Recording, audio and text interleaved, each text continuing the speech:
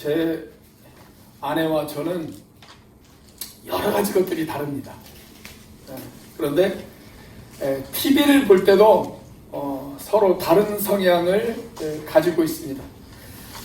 저희 아내는 일단 영화나 드라마를 볼 때 그 결론을 알고 영화나 드라마를 보는 것을 좋아합니다. 결론을 미리 알면 마음을 졸이거나 아니면 크게 흥분할 일이 없기 때문에 결론을 알고 영화나 드라마를 보는 걸 너무 좋아해요. 그런데 저는 결론을 알고 드라마나 영화를 보면 재미가 없어집니다. 긴장하고 흥분하는 것도 그 드라마와 영화의 한 부분이다 라고 그렇게 생각을 하고 있기 때문에 그렇습니다. 제가 왜 이런 말씀을 드리냐면, 우리가 성경을 읽다 보면 성경은 중간중간에 결론에 해당되어지는 이야기를 미리 꺼내는 경우가 있어요. 오늘 본문이 바로 그런 경우입니다.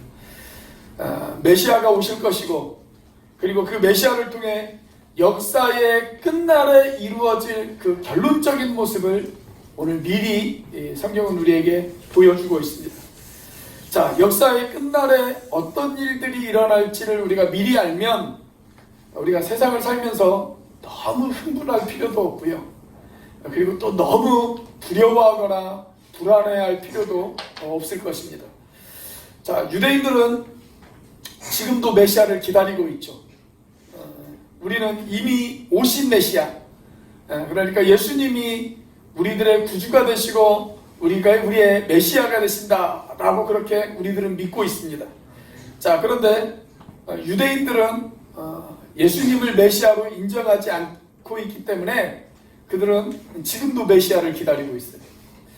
자, 미가서 1장부터 3장까지의 말씀을 보면 예루살렘에 임할 하나님의 재앙이 선포되어지고 있습니다. 그러다가 중간 부분인 4장과 5장 말씀에는 마지막 때에 관한 이야기가 등장을 해요. 마지막 때에 있을 그런 결론적인 이야기가 미리 성경에서 등장을 하고 있습니다. 자, 우리는 마지막 때 그러면 여러분들 머릿속에 어떤 이미지가 머릿속에 상상이 되어지십니까?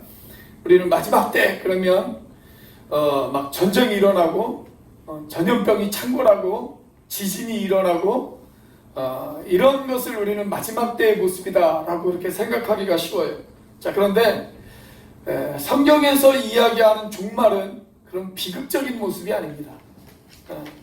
자, 오늘 본문 말씀이 이렇게 시작이 되어지죠. 1절 말씀을 보면 끝날에 이렇게 시작이 되어집니다. 끝날에. 자, 그런데 이 끝날에라고 하는 말과 전혀 반대되어지는 말씀이 성경에 등장을 해요. 어떤 구절이 떠오르십니까? 우리가 성경책을 딱 열면 가장 처음에 등장하는 단어가 어떤 단어예요? 태초에 이렇게 시작이 되었습니다. 태초에. 자, 하나님이 태초에 역사를 시작하셨어요. 자, 그리고 그분은 끝날에 역사를 완성하실 것입니다.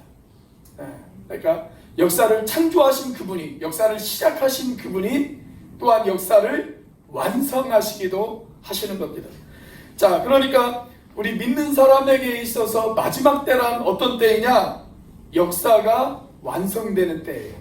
역사가 완성되는 때. 그러니까 여러분, 지진 한번 났다고 너무 불안해하거나 두려워하지 마십시오. 혹시 집에 라면하고 생수 잔뜩 쌓아놓으신 분 안 계시죠? 요즘은 그런 분들이 거의 없어서.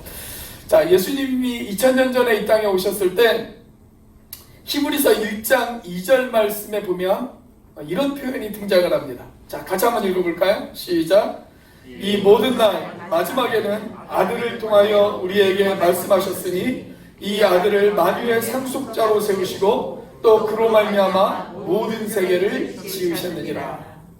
자, 하나님이 우리 인류에게 말씀하실 때 마지막 때에는 누구를 통해서 말씀하시겠다고요? 아들을 통해서 말씀하시겠다. 그렇게 이야기를 하고 계십니다. 자, 그러니까 2000년 전에 예수님이 이 땅에 오셨을 때 사실 그때 마지막 때는 이미 시작되어진 거예요. 여러분, 마지막 때가 아주 먼 미래에 오는 게 아니에요. 마지막 때는 이미 시작되어졌어요. 그런데 예수님이 오신 지가 벌써 2000년 전이란 말이죠. 우리는 길어야 한 100년 정도 살기 때문에 역사를 바라보는 시각이 항상 좁아요. 자, 그런데 영원한 하나님의 관점에서 생각을 해보면 2000년 전에 예수님이 이 땅에 오신 것, 여러분, 그것이 바로 마지막의 시작입니다. 마지막은 벌써 그때부터 시작이 되어졌어요. 자, 그래서 어떤 분은 지금을 가리켜서 마지막의 마지막이다, 그렇게 이야기하시는 분들도 계시더라고요. 자, 아무튼 예수님이 2000년 전에 이 땅에 오셨을 때 그때부터 이미 마지막 때는 시작이 되어졌습니다. 자, 그리고 그 마지막이 완성되어지는 순간이 언제냐? 예수님이 다시 오실 때 그 마지막은 완성되어질 것입니다. 우리가 그때를 가리켜서 뭐라고 이야기를 하죠? 재림이다 라고 그렇게 이야기를 합니다. 자, 그렇다면 예수님이 2000년 전에 오심으로 인해서 마지막 때가 이미 시작되어졌다면, 자, 앞으로 다시 오실 그 예수님을 통해서 그 마지막의 때 어떤 모습으로 이루어질까요? 자, 다시 오실 예수님을 통해서 완성되어질 마지막의 모습, 과연 어떤 모습일까요? 첫째, 예배의 완성이 이루어집니다. 예배의 완성이 이루어집니다.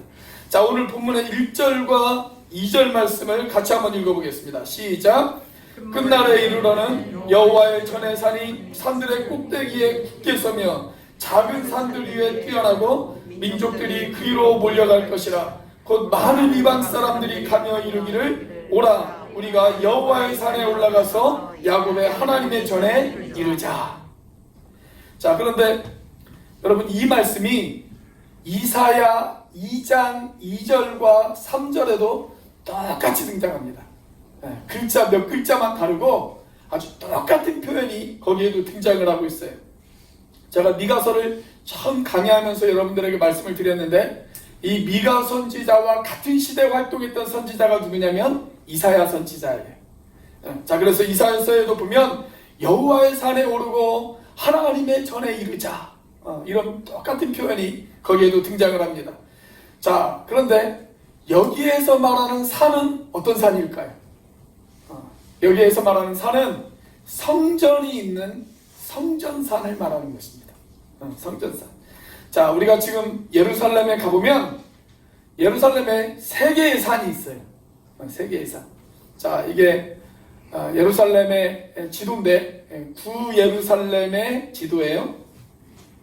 자, 그런데 이 예루살렘에서 가장 높은 산이 어떤 산이냐면 감람산입니다. 감람산. 자, 제가 지금 서 있는 이곳이 감람산이라고 한번 가정을 해보세요.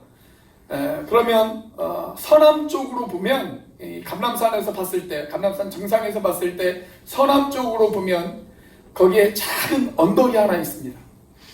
우리가 보기에는 그냥 언덕이에요. 그런데 이스라엘 사람들은 그걸 언덕이라고 부르지 않고 산이라고 부릅니다.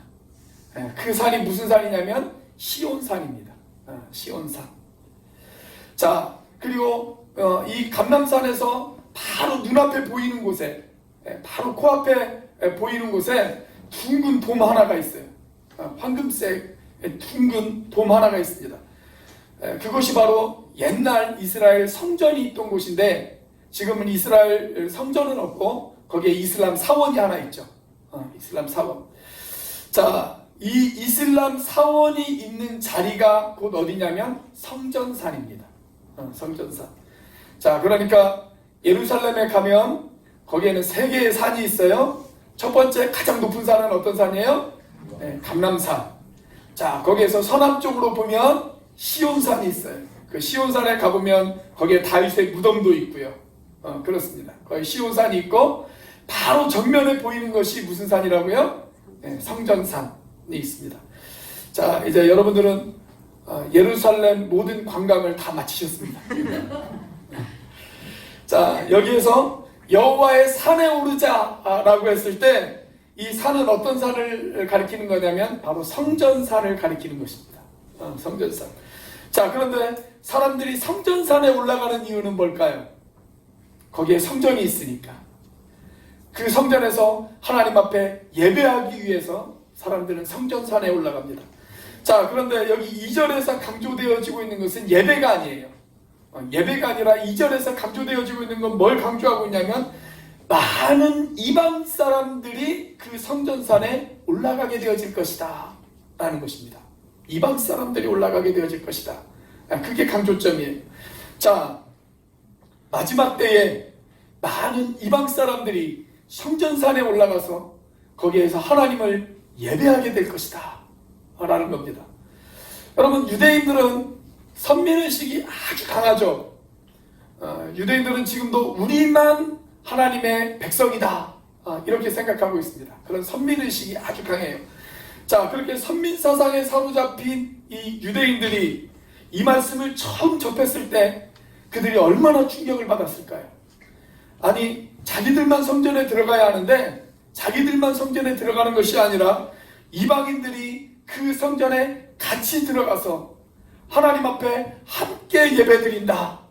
여러분, 이 이야기를 들었을 때 그들은 아마 엄청난 충격으로 받아들였을 것입니다. 이방인들과 함께 성전에서 예배드린다. 이것은 그들의 관점에서는 상상도 할 수 없는 일이에요. 자, 그 유대인들이 이방인들을 어떻게 생각하는지 아세요? 자, 유대인들의 관점에서 보면 저와 여러분들도 이방인이죠. 그 이방인들, 유대인들이 저와 여러분들을 어떻게 생각하냐면 에베소서 2장 12절 말씀에 보면 이런 말씀이 있어요. 그때 너희는 그리스도 밖에 있었고 이스라엘 나라 밖에 사람이라. 약속의 언약들에 대하여는 외인이요 세상에서 소망이 없고 하나님도 없는 자이더니. 이게 이방인입니다. 이스라엘 밖에 있는 사람, 하나님의 약속과 상관이 없는 사람, 그 다음에 세상에서 소망이 없는 사람들, 하나님도 없는 사람들, 이게 바로 이방인들이에요. 유대인들은 저와 여러분들을 지금도 이렇게 바라보고 있다는 거예요. 자, 그런데 그 다음 절 13절 말씀, 자, 같이 한번 읽어보겠습니다. 시작. 이제는 전에 멀리 있던 너희가 그리스도 예수 안에서 그리스도의 피로 가까워졌느니라. 그런데 예수님이 오셔서 그분이 십자가에서 피 흘리심으로 말미암아 유대인과 이방인이 가까워졌다 이 말이에요. 가까워졌다. 자, 어느 정도로 가까워졌느냐? 에베소서 2장 18절 말씀 같이 한번 읽어보겠습니다. 시작. 이는 그로 말미암아 우리 둘이 한 성령 안에서 아버지께 나아감을 얻게 하려 하심이라. 자, 여기에서 말하는 우리 둘이, 이 우리 둘은 누구를 가리키는 걸까요? 유대인과 이방인을 말하는 거죠. 유대인과 이방인. 자, 유대인과 이방인이 한 성령 안에서 하나님 앞에 나아갈 수 있게 되어졌다. 그 말입니다. 예수님 때문에 유대인과 이방인이 함께 하나님 앞에 나아가서 예배드릴 수 있게 되어졌다라는 거예요. 과거 우리는 하나님 앞에 예배드릴 수 없는 사람들이었어요.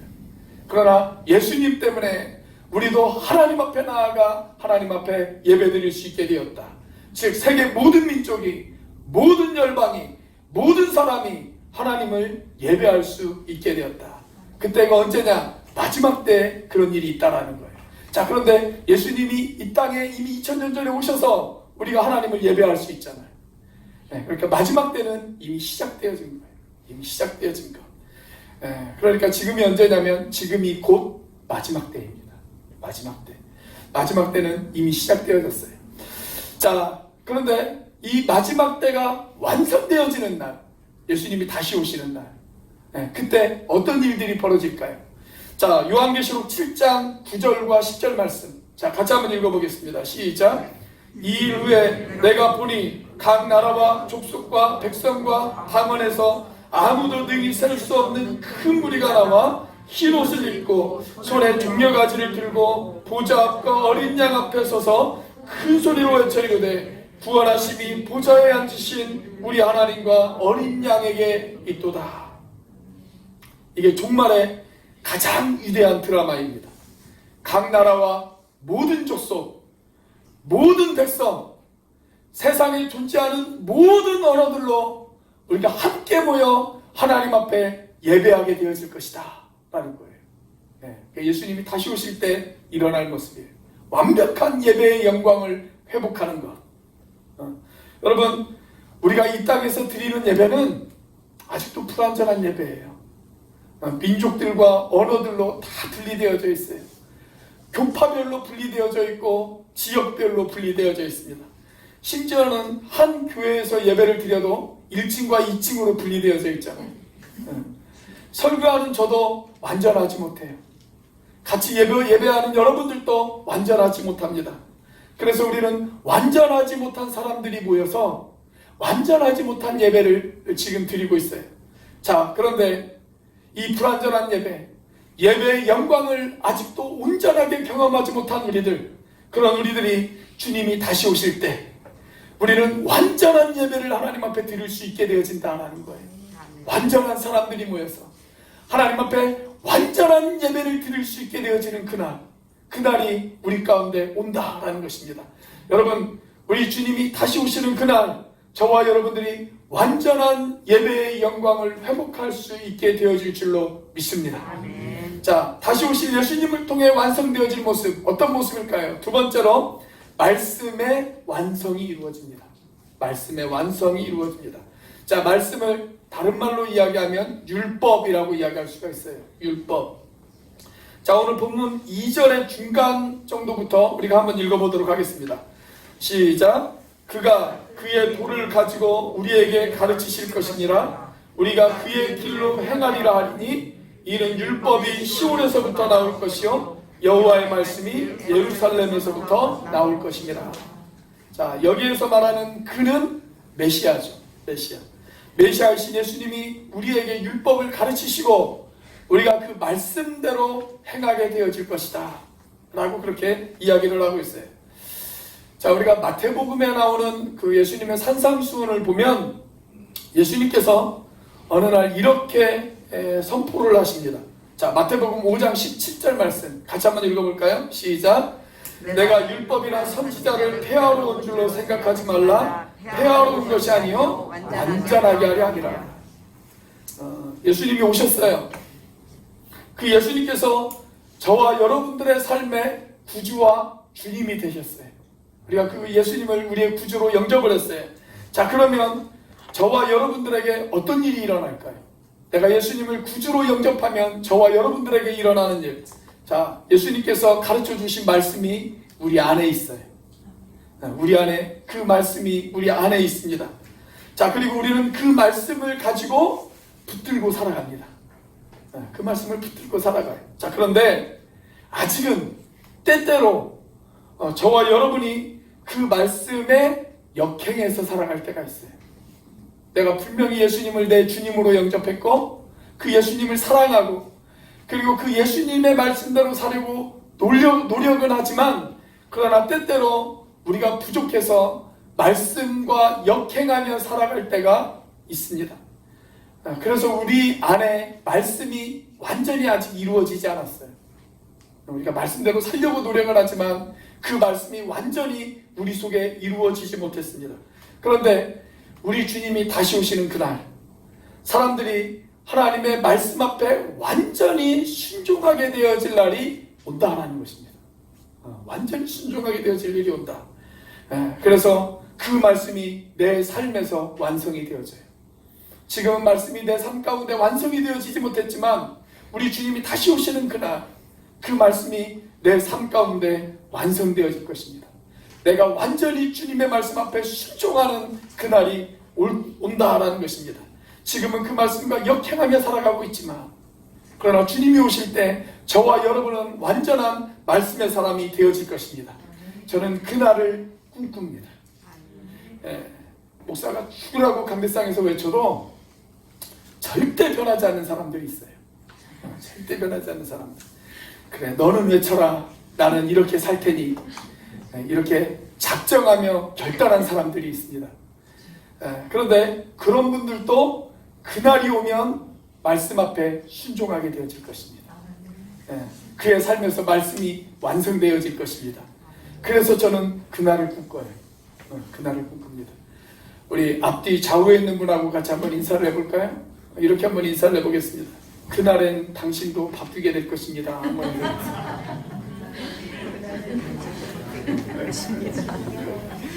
여러분, 오늘 우리가 사는 이 세상은 하나님의 법을 거스리는 세상이에요.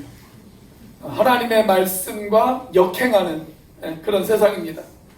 믿는 사람이라고 해도 말씀대로 살아가지 않는 그런 사람들이 얼마나 많이 있는지 몰라요. 말씀을 가르치고 성경을 가르쳐도 전혀 삶 속에서 변화가 일어나지 않는 사람들, 그런 사람들이 있어요.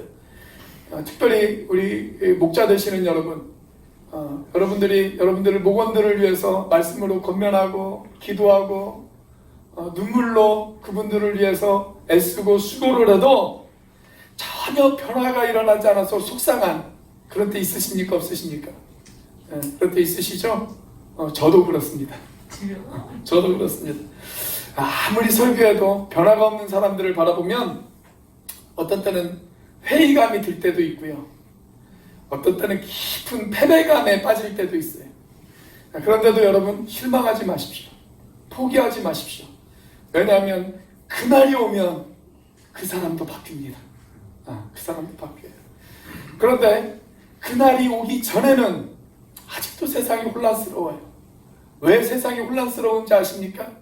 그 세상이 혼란스러운 이유를 성경은 미리 우리에게 예언해 주고 있습니다. 자, 요한계시록 12장 12절 말씀 같이 한번 읽어보겠습니다. 시작. 그러므로 하늘과 그 가운데 거하는 자들은 즐거워하라. 그러나 땅과 바다는 화했을진저 이는 마귀가 자기의 때가 얼마 남지 않은 줄을 알므로 크게 분내어 너희에게 내려갔음이라 하더라. 여러분, 세상이 왜 그렇게 혼란할까요? 왜 그렇게 사람들이 하나님의 말씀을 멀리할까요? 왜 그렇게 사람들이 하나님 믿는 것을 싫어할까요? 마귀가 자기가 활동할 수 있는 시간이 얼마 남지 않았다는 것을 알고 세상을 흔들고 있기 때문에 그렇습니다. 한마디로 말하면 지금은 마귀가 최후의 발악을 하는 시간이에요. 그래서 혼란스러워요. 그래서 사람들이 하나님의 말씀을 싫어해요. 하나님의 말씀과 역행하며 살아가고 있습니다. 자, 그런데 여러분, 세상이 미쳐 돌아간다고 하더라도 그것을 보면서 너무 흥분하지 마십시오.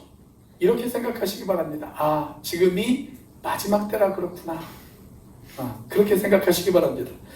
자, 디모데후서 3장 1절 말씀을 보시면 거기에 이런 말씀이 있어요. 자, 같이 한번 읽어보겠습니다. 시작. 너는 이것을 알라. 말세에 고통하는 때가 이르라. 말세가 되어지면 고통받는 때가 온다라는 거예요. 고통받는 때가 온다. 자, 그런데 그 고통이 어떤 고통이냐? 쭉 읽어보면 3장 12절부터 14절까지의 말씀. 자, 같이 한번 읽어보겠습니다. 시작. 무릇 그리스도 예수 안에서 경건하게 살고자 하는 자는 박해를 받으리라. 악한 사람들과 속이는 자들은 더욱 악하여져서 속이기도 하고 속기도 하나니 그러나 너는 배우고 확신한 일에 거하라. 하나님의 말씀대로 살고자 하는 사람들이 오히려 세상에서 박해를 받아요. 조롱을 받아요. 여러분, 세상에서 비웃음도 당하고 박해도 받는 것, 그걸 이상하게 생각하지 마십시오. 그건 당연한 겁니다. 왜냐하면 세상은 하나님의 가치관과 역행하면서 살아가기 때문에 그렇습니다. 세상은 하나님의 말씀을 두고 살아가는 것, 그것을 싫어하기 때문에 그렇습니다. 왜냐하면 마귀가 최후의 발악을 하는 그런 시간이기 때문에 그렇습니다. 그래서 세상은 속이는 사람들이 점점 많아지고 악한 사람들도 점점 많아집니다. 자, 그런데 성경은 저와 여러분들에게 이렇게 이야기를 하고 있습니다. 그러나 너는 이 말씀을 배우고 이 말씀을 확신하고 이 말씀 안에 거하라. 그렇게 이야기하고 있습니다. 세상이 미쳐 돌아간다고 할지라도, 연말이라고 세상 사람들이 술에 취해서 휘청거리면서 그렇게 살아간다 할지라도, 그래도 너는 말씀 안에 거하고 말씀을 배우고 그 말씀에 확신하면서 그 말씀 안에서 살아가라. 그렇게 성경은 저와 여러분들에게 권면하고 있습니다. 여러분, 주님이 다시 오셔서 세상 사람들이 말씀 안에서 완전하게 순종되어질 그날을 바라보면서 오늘 그 말씀 안에 거하시는 저와 여러분들이 되시기를 주의 이름으로 축원합니다. 자, 다시 오실 예수님을 통해 완성되어질 마지막의 모습, 어떤 모습일까요? 세 번째로 평화의 완성이 이루어집니다. 평화의 완성이 이루어져요. 자, 오늘 본문의 3절 말씀입니다. 자, 같이 한번 읽어보겠습니다. 시작. 그가 많은 민족들 사이의 일을 심판하시며 먼 곳 우리가 그 칼을 쳐서 옷을 만들고 산을 쳐서 낫을 만들 것이며 이 나라와 저 나라가 다시는 칼을 들고 서로 치지 아니하며 다시는 전쟁을 연습하지 아니하고. 자, 우리 주님이 다시 오시는 그날 전쟁은 끝날 것이다 라는 것입니다. 사람을 죽이기 위해서 만들었던 무기는 이제 사람을 살리는 일에 사용되어질 것입니다. 자, 이사야서 11장 6절 말씀을 보면 이 말씀을 더 실감나는 언어로 우리에게 전달을 하고 있어요. 자, 이사야 11장 6절 말씀 같이 한번 읽어보겠습니다. 시작. 그때에 이리가 어린 양과 함께 살며 표범이 어린 염소와 함께 누우며 송아지와 어린 사자와 살찐 짐승이 함께 있어 어린아이에게 끌리며. 자, 그러다 8절 말씀에 도달하면 이제 최고 절정에 이르릅니다. 자, 8절 말씀 같이 한번 읽어보겠습니다. 시작. 젖먹는 아이가 독사의 구멍에서 장난하며 젖된 어린아이가 독사의 굴에 손을 넣을 것이라. 자, 젖된 아이가 독사의 굴에 손에 넣어도 안전한 그런 세상이 올 것이다 라는 거예요. 여러분, 얼마나 평화로운 세상입니까? 어린아이들이 독사하고 같이 뛰어놀아요. 여러분들이 애완견 대신 코브라 한 마리씩 들고 산책을 하는 그런 날이 올 거라는 거예요. 어머, 김 집사님 오늘 코브라 데리고 나오셨네요. 저는 살모사 데리고 나왔는데. 그래도 평화로운 이 편한 세상, 그런 세상이 올 것이다 라는 겁니다. 여러분, 지금 이스라엘에 가보시면 아주 경건한 유대인들이 이 말씀을 얼마나 좋아하는지 몰라요. 얼마나 좋아하는지 모릅니다. 그래서 그들은 이 말씀을 그들의 민요로 만들었어요. 저도 어릴 때 그 민요를 상당히 많이 불렀습니다. 물론 어릴 때는 그것이 히브리 민요라는 것을 모르고 불렀어요. 무슨 노래인지 아십니까? 바로 이런 노래입니다. 사막에 샘이 넘쳐 흐르리라. 사막에 꽃이 피어 양내 내리라. 주님이 다스리는 그 나라가 되면은 사막이 꽃동산 되리. 사자들이 어린 양같이 놀고 어린이들 함께 뒹구는 참 사랑과 기쁨의 그 나라가 이제 속히 오리라.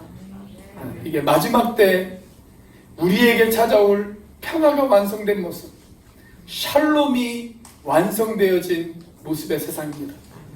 여러분, 그런데 이 평화의 완성은 이미 2000년 전에 예수님께서 이 땅에 오셨을 때 천사들에 의해서도 선포되어졌다라는 사실을 알고 계십니까?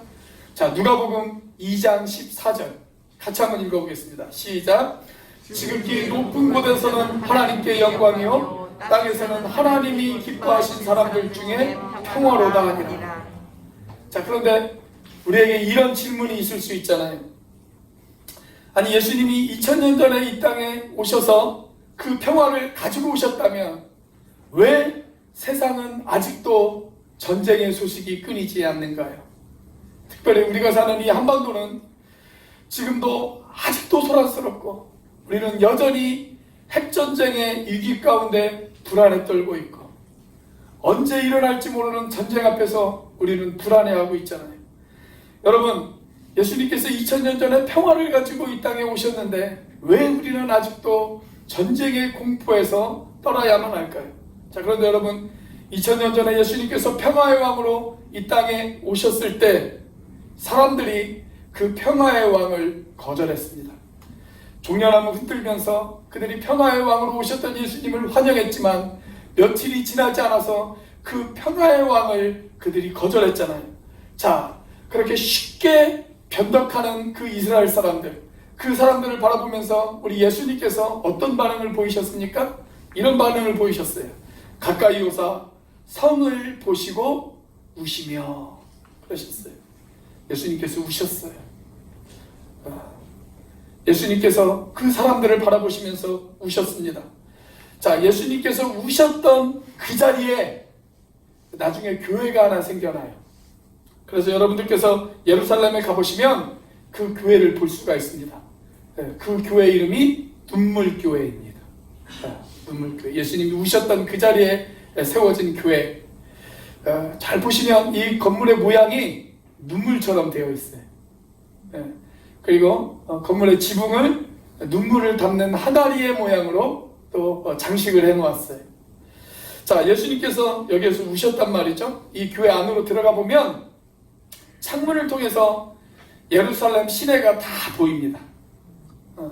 예수님께서 이곳에서 저 예루살렘 시내를 바라보시면서 눈물을 흘리셨어요. 자, 그러시면서 예수님께서 이런 이야기를 하시잖아요. 자, 누가복음 19장 42절 같이 한번 읽어보겠습니다. 시작. 이르시되 너도 오늘 평화에 관한 일을 알았더라면 좋을 뻔하였거니와 지금 내 눈에 숨겨졌도다. 예루살렘아, 너는 아직 진짜 평화를 알지 못해. 그 평화가 너의 눈에 숨겨졌어. 그렇게 이야기를 하세요. 지금은 그 평화가 눈에 숨겨진 세상이에요. 눈에 숨겨진 세상. 평화의 왕으로 오신 예수님, 그 예수님을 그들이 거절했단 말이죠. 그래서 예수님께서 한탄하시는 거예요. 너희가 나를 영접했다면 놀라운 평화를 경험할 수 있었을 텐데. 자, 그러시면서 예수님께서 이어가신 말씀이 있어요. 수요일날 수요 예배에 참석하신 분들은 다 아는 말씀. 자, 44절 말씀 같이 한번 읽어보겠습니다. 시작. 또 너와 및 그 가운데 있는 내 자식들을 땅에 메어치며 돌 하나도 돌 위에 남기지 아니하리니 이는 내가 보살핌 받는 날을 알지 못함을 인함이니라 하시니라. 평화의 왕을 거절한 예루살렘아, 돌 위에 돌 하나도 남기지 않고 다 무너져 내릴 것이다. 그 평화를 너희들이 아직은 알지 못한다. 그 이야기예요. 자, 이 예언이 어떻게 성취되어졌는지는 수요일날 오신 분들에게 물어보시기 바랍니다. 안 오신 분들과 오신 분들이 똑같으면 안 되잖아요. 자, 여러분, 그 평화의 왕이 오셨어요. 그런데 사람들은 어디에서 평화를 구할까요? 예수님 당시에도 혹시 로마의 황제 가이사가 우리에게 평화를 가져다 주지 않을까? 그렇게 생각하는 사람들이 있었어요. 당시 예루살렘을 다스리고 있었던 헤롯 왕이 정치를 아주 잘해서 그가 우리에게 평화를 가져다 주지 않을까? 그렇게 생각하는 사람들이 있었습니다. 천만의 말씀입니다. 그건 허상이에요. 지금 이 땅 한반도에도 종전선언에 관한 이야기가 계속 들려오고 있습니다. 저는 진심으로 종전선언이 이루어졌으면 좋겠습니다. 그런데 여러분, 종전선언이 이루어진다고 해서 우리에게 진정한 평화가 찾아올 수 있을까요? 그것이 우리에게 진짜 평화를 가져다 줄 수 있을까요?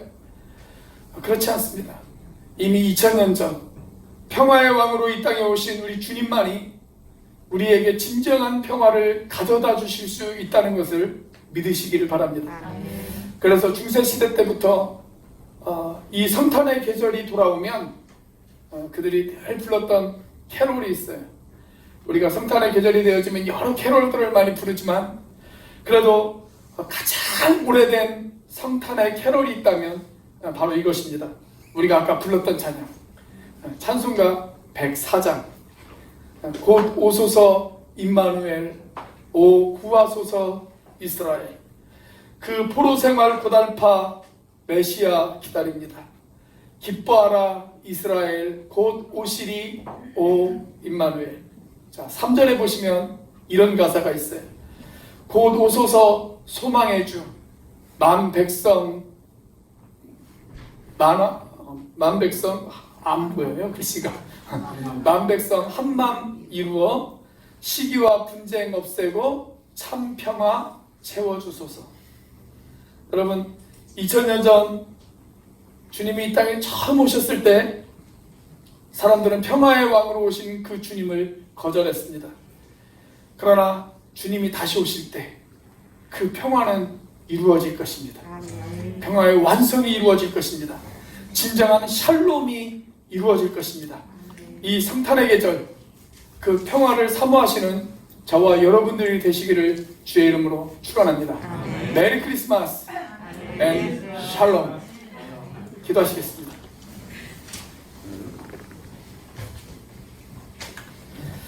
우리 시간 함께 기도하기를 원합니다.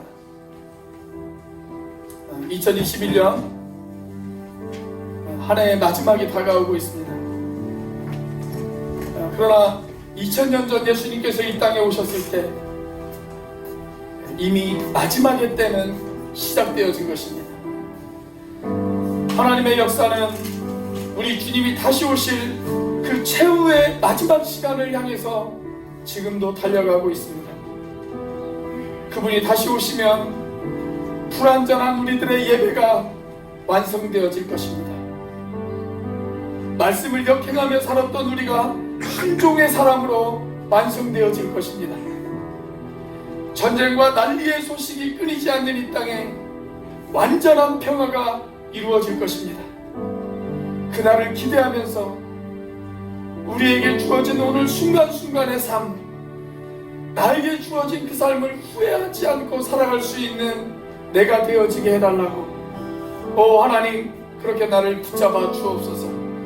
우리 시간 같이 한번 한 목소리로 하나님 앞에 기도하도록 하겠습니다. 같이 한번 기도합니다. 하나님과 살아계심을 역사하시는 주님 감사합니다. 오 하나님, 아버지는 한 해의 마지막이 다가오고 있습니다. 그러나 역사의 마지막은 하나님 벌써 시작되어졌습니다.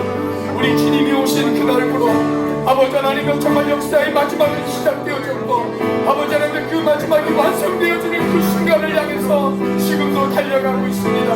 아버지 하나님 그날이 오면 아버지 하나님 우리의 예배가 완성되어질 것입니다. 하나님 그날이 오면 아버지 하나님 내가 말씀의 사람으로 완성되어질 것입니다. 하나님 그날이 오면 아버지 하나님 우리의 평화가 완성되어질 것입니다. 아버지 하나님 그날을 사모합니다. 하나님 그날을 기다립니다. 아버지 하나님의 그날을 바라보며 오늘 나에게 주어진 삶, 아버지 하나님의 신중함으로, 하나님의 말씀으로, 아버지 하나님의 기도함으로 하나님 앞에 아버지 하나님의 걱정 기려지는 우리의 삶이 되어질 수 있도록 인도하여 주시옵소서. 오 하나님 도와주시고 역사하여 주시옵소서.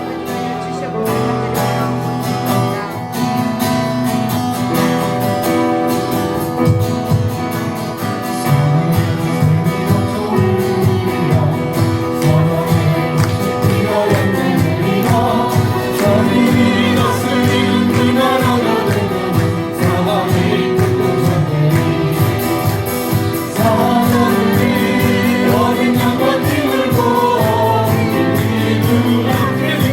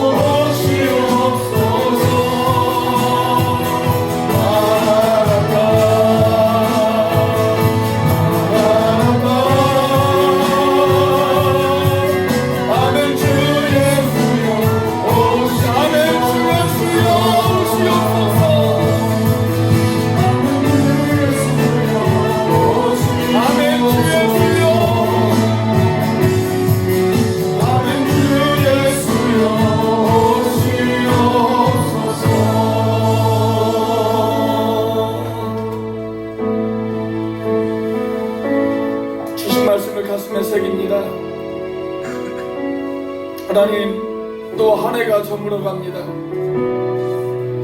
한 해의 마지막 때를 살아가는 우리들입니다. 그러나 한 해의 마지막 때를 살아가기 이전에 하나님, 우리는 이미 역사의 마지막 때를 살아가고 있습니다. 그 역사의 끝날에 주님께서 우리를 통해 이루실 그 예배의 완성, 그 말씀의 완성, 그 평화의 완성을 사모합니다. 아버지 하나님, 그러기에 세상이 요동을 친다 할지라도, 세상이 하나님의 말씀을 거역하고 하나님의 말씀과 역행하며 살아간다 할지라도, 지진과 난리의 소문이 우리에게 끊이지 않는다 할지라도, 하나님, 우리가 너무 두려워하거나 너무 불안해하지 않을 수 있도록 인도하여 주시옵소서. 아버지 하나님, 오히려 세상의 마지막 날이 다가오면 다가올수록, 그러나 너는 배우고 확실한 일에 과하라고 말씀하신 주님의 그 말씀을 기억하며 오늘 또 주님 보시기에 부끄러움 없이 살아가는 우리들이 되어줄 수 있도록 인도하여 주시옵소서.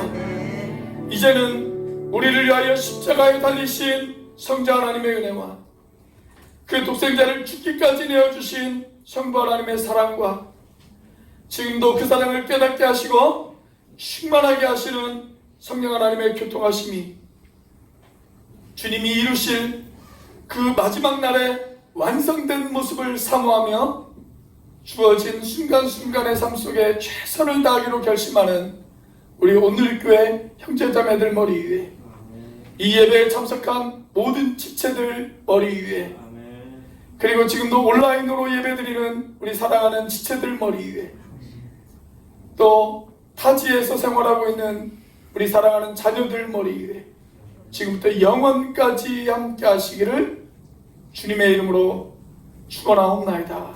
아멘.